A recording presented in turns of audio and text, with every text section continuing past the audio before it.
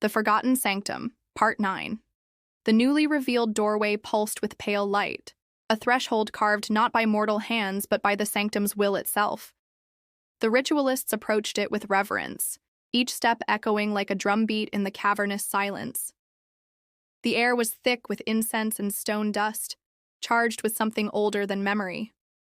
As they crossed the hall, the murals behind them dimmed, their ghostly motions sinking back into stillness, as though watching them go with wary eyes. The gaunt man was first to stand before the opening. Its glow painted his face hollow, sharpening the shadows that clung to his features. He stretched a hand forward, but the light resisted, pressing against his skin like a barrier of smoke and flame.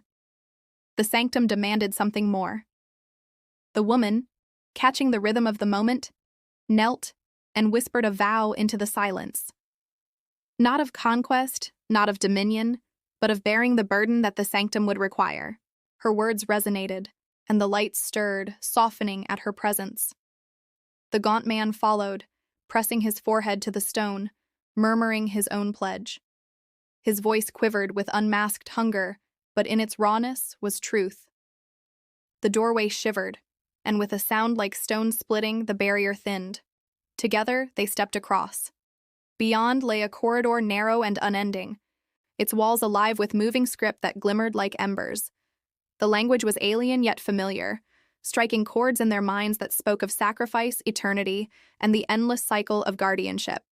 The passage breathed, exhaling a faint, cold mist that clung to their skin.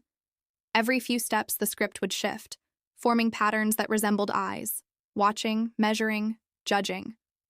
The further they walked, the heavier their bodies felt, as though each pace was pulling a weight not of flesh but of spirit.